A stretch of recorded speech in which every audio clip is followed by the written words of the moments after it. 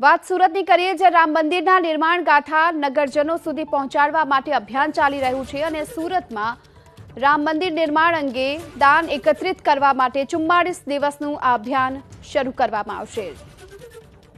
Diamond ઉદ્યોગપતિ ગોવિંદ ધોળકિયા અધ્યક્ષ અને ઉપાધ્યક્ષ બન્યા છે દિનેશભાઈ નાવડિયા। રામ મંદિર નિર્માણ માટે 44 દિવસમાં દાન એકત્રિત કરવા માટે આ અભિયાન શરૂ કરવામાં આવશે।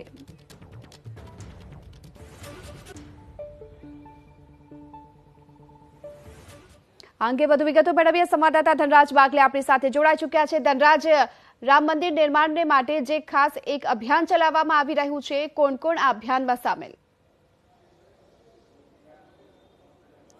જી બિલકુલ, ગોવિંદભાઈ ધોળકિયા જે હીરા ઉદ્યોગકાર છે અને વિશ્વભરમાં તેમનો હીરાનો વેપાર છે, તેમને ગુજરાતના અધ્યક્ષ બનાવ્યા છે રામ મંદિર નિર્માણ નિધિના। આપણી સાથે ગોવિંદભાઈ ધોળકિયા જ ઉપસ્થિત છે, સાથોસાથ દિનેશભાઈ નાવડિયા ઉપાધ્યક્ષ છે, તેઓ પણ ઉપસ્થિત છે।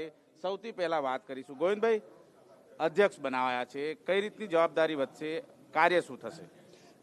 જય રામજી કે મિત્રો, આ શ્રી રામ જન્મભૂમિ મંદિર નિર્માણ નિધિ એની જે સમિતિ છે ગુજરાતની, એના મને અધ્યક્ષ બનાવ્યો છે। એને માટે હું મારી પોતાને ધન્યવાદ સમજુ છું અને ગૌરવ લઉં છું। કેમ કે મને એમ લાગે છે કે અમારો પહેલેથી જય રામજી કી છે અને રામ ભગવાન, અમે અમારી કંપની તે રામકૃષ્ણ છે, એટલે રામ ભગવાને અમારી હારે છે અને કૃષ્ણ ભગવાને અમારી હારે છે અને શ્રી રામકૃષ્ણ એટલે લક્ષ્મીજી હારે જ છે, એટલે ભગવાને લીલા કરી છે।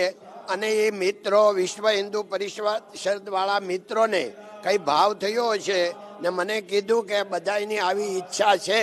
મેં કીધું ભગવાનનું કામ છે એટલે મારા માટે તો અહોભાગ્યની વાત છે, એટલે મેં એમ કીધું કે સારું, હું સ્વીકારીશ। કઈ રીતે હવે મંદિર નિર્માણ માટે આગળના કાર્યો થશે, કઈ રીતે મુહિમ ચલાવાશે? હવે આ મંદિર નિર્માણમાં ઘરે ઘરે પહોંચવાનું છે, કારણ આખા ભારતમાં 18 કરોડ હિન્દુઓના ઘર છે। હવે ઘરે ઘરે પહોંચવા માટે પહેલા તો આ ગુજરાતની મેઇન અમારી કમિટી થશે, પછી જિલ્લા વાઇઝ કમિટી થશે, તાલુકા વાઇઝ કમિટી થશે ને ગામ વાઇઝ કમિટી થશે। એટલે એ કમિટી ઘરે ઘરે જશે, એનું આયોજન કેવી રીતે કરવું અને ક્યાંય મોટા મોટા મહાનુભાવો પાસે જવાની જરૂર હોય તો અમારી કમિટી પણ જશે। દિનેશભાઈ નાવડિયા આપણી સાથે મોજૂદ। દિનેશભાઈ, રામ મંદિર નિર્માણ માટે કયા પ્રકારના કાર્યક્રમો છે, કેટલા દિવસ? સમગ્ર ગુજરાતની અંદર તારીખ 15 જાન્યુઆરીથી 28 ફેબ્રુઆરી સુધી આ અભિયાન ચલાવવામાં આવશે। આ અભિયાનના મારફતે લાખોની સંખ્યામાં હિન્દુ કાર્યકર્તાઓનો બહેનો ઘેરે ઘેરે જઈને આર્થિક સહયોગ એકત્રિત કરશે। અત્યારે જે રીતે મુહિમ ચાલી રહી છે, ત્યારે શું અપીલ છે જનતાને? આપના માધ્યમથી તમામ હિન્દુ સમાજને અમારી અપીલ છે કે આપના ઘરના દ્વારે કોઈ પણ હિન્દુ કાર્યકર્તા રામ જન્મભૂમિ તીર્થન્યાસની રસીદ બુક લઈને આવે ત્યારે ચોક્કસ આ મંદિરના નિર્માણમાં તમે તમારો આર્થિક સહયોગ તમારી શક્તિ પ્રમાણે કરજો।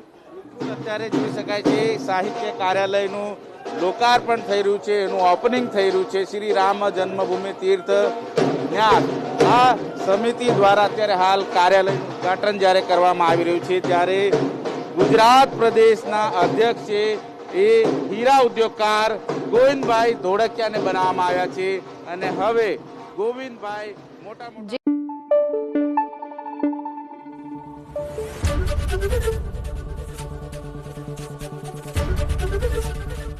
એબીપી અસ્મિતા, ગુજરાતની અસ્મિતા।